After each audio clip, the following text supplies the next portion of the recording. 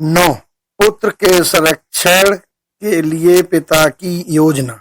एक राजा प्रसन्न था कि पुत्र का विवाह हो गया है और वह ग्रस्त बन गया, किंतु साथ ही असित ऋषि की भविष्यवाणी भूत की तरह उसका पीछा कर रही थी।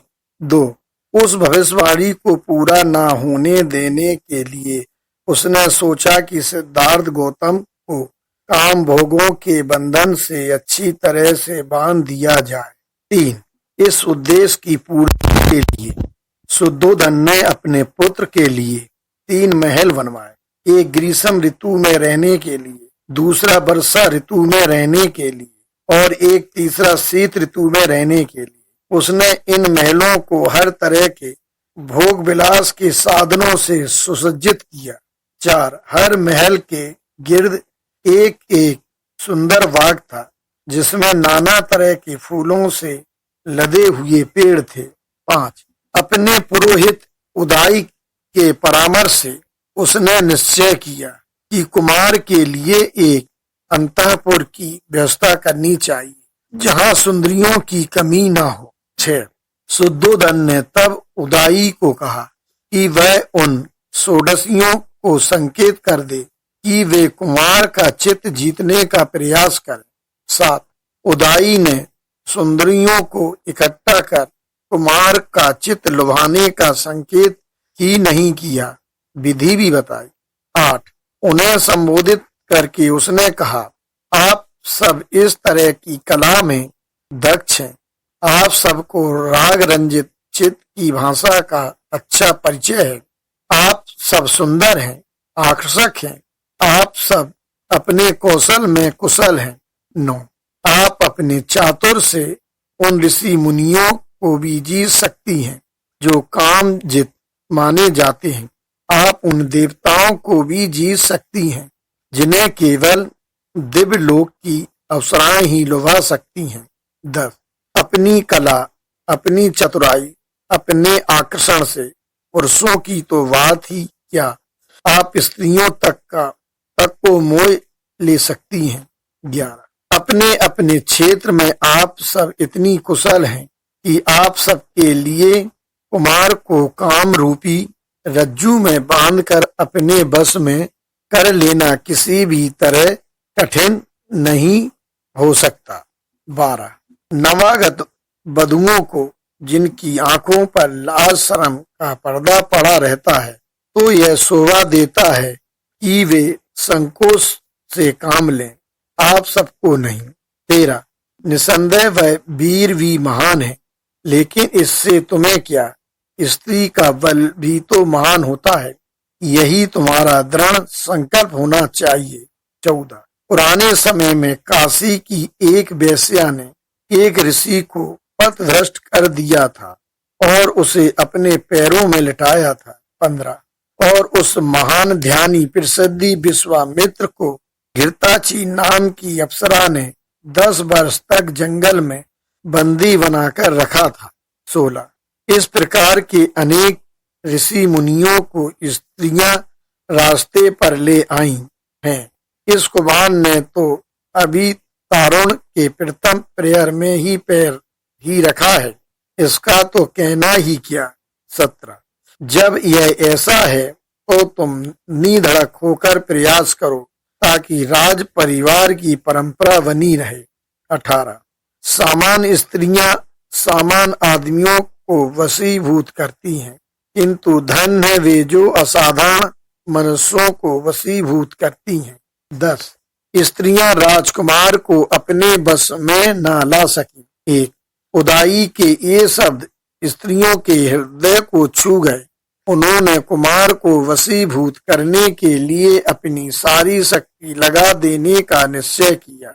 2 लेकिन अपनी भ्रू भंगिमाओं, अपने अक्षी कटाक्षों, अपनी मुस्कुराहटों, अपने कोमल अंग संचालनों के बावजूद उन षोडशियों को यह विश्वास न था कि उनका जादू कुमार पर चल सकेगा। 3 लेकिन पुरोहित उदाई की प्रेरणा के कारण, कुमार के कोमल स्वभाव के कारण तथा सुरा और प्रेम मद के कारण उनका आत्मविश्वास शीघ्र ही स्थिर हो गया। 4. तब स्त्रियां अपने काम में लग गईं।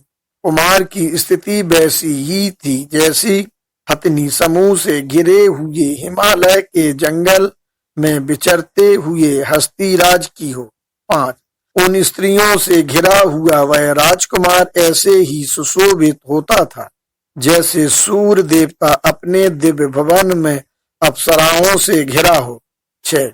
उनमें से कुछ ने राग तिरेक से उसे अपने छातियों से दबाया। 7. कुछ दूसरियों ने लड़खड़ाने का बहाना बना उसे बड़ी जोर से अपनी छातियों से लगाया।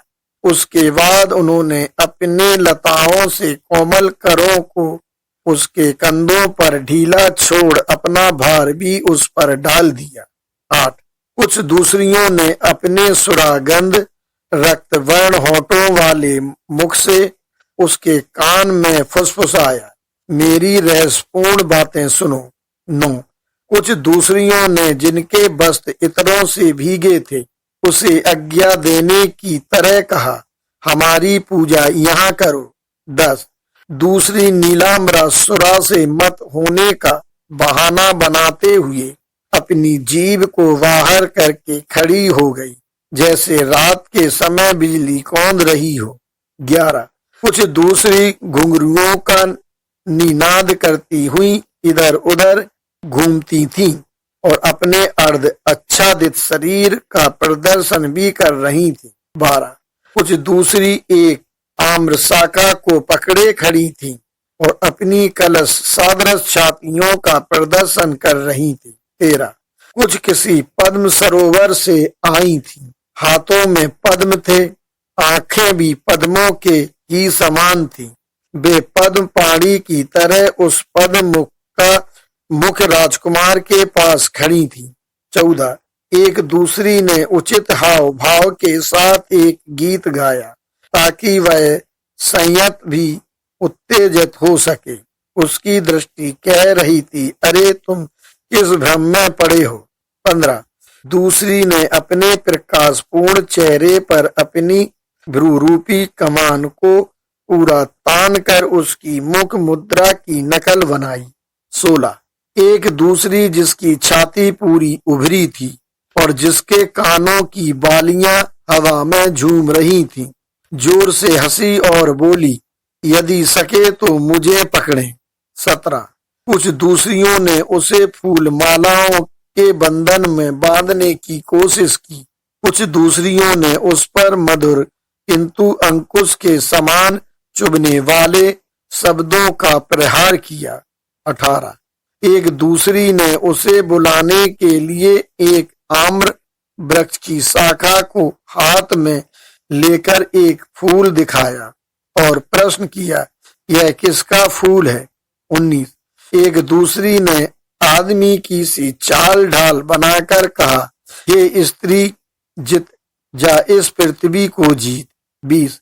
एक दूसरी ने एक नील पद्म की गंध लेते हुए और अपनी गोल गोल आंखें मटकाते हुए कुछ अस्पष्ट शब्दों में राजकुमार को संबोधित किया।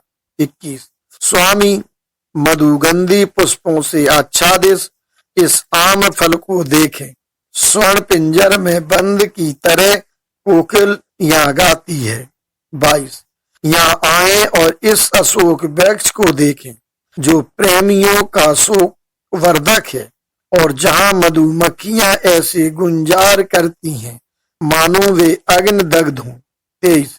यहाँ आए और आमलती का लिपटे इस तिलक वृक्ष को देखें मानो कोई पीत्र वस्त्र धारणी किसी श्वेत वस्त्र आच्छादित पुरुष से लिपटी हो। 24. अंगूरी रस की तरह प्रकाशमान पुष्पित पूर्वक वृक्ष को देखें जो कि इस प्रकार झुका हुआ है मानो स्त्रियों के नखों की लाली से आहत हुआ हो। 25. इस तरुण अशोक को आकर देखें जिसकी नई नई शाखाएं चारों ओर फैली हुई हैं, ऐसा लगता है मानो यह हमारे हाथों के सौंदर्य को देखकर ही लज्जा से गड़ा जाता हो। 26 इस झील को ही देखें जिसके तट पर सिंधवार उगी है, मानो श्वेत वस्त्र पर एक सुंदर रमणी लेटी हुई है। 27 स्त्री जाति की सामर्थ्य देखो, पानी में वह चक्री आगे आगे जाती है और उसका पति पीछे पीछे, मानो वह उसका दास हो। 28 मत कोकिल का संगीत सुनो और दूसरे का भी उसका अक्षरशः अनुकरण करते हुए। 29 अच्छा होता यदि बसंत ऋतु में पक्षियों में पैदा होने वाले उन्माद का कुछ अंश आप में भी होता और यह अपने आप को सदा बुद्धिमान समझते रहने वाले पंडितों के विचार ना होते। 30 इस प्रकार इन प्रेमासक्त स्त्रियों ने राजकुमार के विरुद्ध हर तरह की युद्ध नीति बरती। 31 इतने आक्रमण किए जाने पर भी वह संयंत्रिय न प्रसन्न हुआ न मुस्कुराया। 32 उनकी वास्तविक अवस्था से परिचय प्राप्त होने के कारण राजकुमार स्थिर एकाग्रचित्त से विचार करता रहा। 33 इन स्त्रियों में किस बात की ऐसी कमी है कि ये इतना भी नहीं देख सकती कि यौवन चंचल है, वार्धक्य समस्त सौंदर्य का नाश कर देगा। 34 इस प्रकार यह वे मेल महीनों वर्षों चलता रहा किंतु इसका कुछ फल न हुआ। 11 प्रधानमंत्री का कुमार को समझाना। 1 उदाई समझ गया कि तरुणियां असफल रही हैं और राजकुमार ने उनमें कोई दिलचस्पी नहीं ली। 2 नीति कुशल उदाई ने राजकुमार से स्वयं बातचीत करने की सोची। 3 राजकुमार से एकांत में उदाई ने कहा, क्योंकि मुझे राजा ने आपके सुहृदय पद पर नियुक्त किया है, इसलिए मैं एक मित्र की हैसियत से ही आपसे 2 बातें करना चाहता हूँ। 4 किसी अहित काम से बचाना, हित कर काम में लगाना, विपत्ति में साथ न छोड़ना, मित्र के यही 3 लक्षण हैं। 5 यदि मैं अपनी मैत्री की घोषणा करने के अनंतर भी पुरुषार्थ से विमुख आपको न समझाऊं तो मैं अपनी मैत्री धर्म से च्युत होता हूँ। 6 ऊपरी मन से भी स्त्रियों से संबंध जोड़ना अच्छा है, इससे आदमी का संकोच जाता रहता है और मन का रंजन भी होता ही है। 7 निरादर न करना और उनका कहना मानना, इन 2 बातों से ही स्त्रियां प्रेम के बंधन में बंध जाती हैं। निसंदेह सद्गुण भी प्रेम का कारण होते हैं, स्त्रियां आदर चाहती हैं। 8 हे विशालाक्ष, क्या आप ऊपरी मन से भी उनके सौंदर्य के अनुरूप शालीनता दिखाने के लिए उन्हें प्रसन्न रखने का कुछ प्रयास न करेंगे। 9 दाक्षिण्य ही स्त्रियों की औषध है, दाक्षिण्य ही उनका अलंकार है। बिना दाक्षिण्य का सौंदर्य पुष्प विहीन उद्यान के समान है। 10 लेकिन अकेले दाक्षिण्य से भी क्या, उसके साथ हृदय की भावना का भी मेल होना चाहिए। इतनी कठिनाई से हस्तगत हो सकने वाले काम भोग जब आपकी मुट्ठी में है तो निश्चय से आप उनका तिरस्कार न करेंगे। 11 काम को ही सर्वप्रथम पुरुषार्थ मानकर प्राचीन काल में इंद्र तक ने गौतम ऋषि की पत्नी अहल्या का आलिंगन किया। 12 इसी प्रकार अगस्त ऋषि ने भी सौम्भार्या रोहिणी के साथ रमण किया और श्रुति अनुसार लोप मुद्रा के साथ भी यही भी थी। 13 औतथ पत्नी मरुत की पुत्री ममता के साथ ऋषि बृहस्पति ने सहभोग किया और भारद्वाज को जन्म दिया। 14 अर्घ्य अर्पण करती हुई बृहस्पति की पत्नी को चंद्रमा ने ग्रहण किया और दिव्य बुद्ध को जन्म दिया। 15 इसी प्रकार पुरातन समय में राग तिरेक से पराशर ऋषि ने यमुना तट पर वरुण पुत्र की पुत्री काली के साथ सहवास किया। 16 वशिष्ठ ऋषि ने अक्षमाला नाम की एक नीच जाति की स्त्री से सहवास किया और कंपी जलाद नाम के पुत्र को जन्म दिया। 17 और बड़ी आयु हो जाने पर भी राजर्षि ययति ने चेत्ररथ वन में अप्सरा विश्वासी के साथ संभोग किया। 18 यद्यपि वह जानता था कि पत्नी के साथ सहवास उसकी मृत्यु का कारण होगा, तो भी कौरव नरेश पांडु माद्री के रूप और गुणों पर मुग्ध हो प्रेम के वशीभूत हो गया। 19 इस प्रकार के महान पुरुषों तक ने जुगुप्सित काम भोगों का सेवन किया है, तब प्रशंसनीय काम भोगों के सेवन में तो दोष ही क्या है। 20 यह सब होने पर भी आश्चर्य है कि शक्ति तारुण और सौंदर्य से संपन्न आप उन काम भोगों की उपेक्षा कर रहे हैं जिन पर न्यायतः आपका अधिकार है और जिनमें सारा जगत आसक्त है। 12 राजकुमार का प्रधानमंत्री को उत्तर। 1 पवित्र परंपरा से समर्थित उचित ही प्रतीत होने वाले इन वचनों को सुनकर मेघ गर्जन सादृश स्वर में राजकुमार ने उत्तर दिया। 2 आपकी स्नेह सिक्त भाषा तो आपके योग ही है, लेकिन मैं आपको बताऊंगा कि आप कहाँ गलती पर हैं। 3 मैं संसार के विषयों की अवज्ञा नहीं करता। मैं जानता हूँ कि सारा जगत इन्हीं में आसक्त है, लेकिन क्योंकि मैं जानता हूँ कि सारा संसार अनित्य है, इसलिए मेरा मन उनमें रमण नहीं करता। 4 यदि यह स्त्री सौंदर्य स्थायी भी रहे तो भी यह किसी बुद्धिमान आदमी के योग नहीं कि उसका मन विषयों में रमण करे।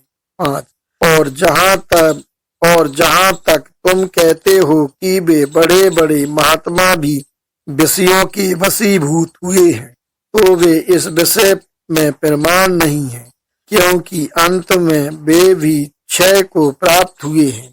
6 जहाँ क्षय है वहाँ वास्तविक महानता नहीं है, जहाँ विषय शक्ति है वहाँ वास्तविक महानता नहीं है, जहाँ असंयम है वहाँ वास्तविक महानता नहीं है।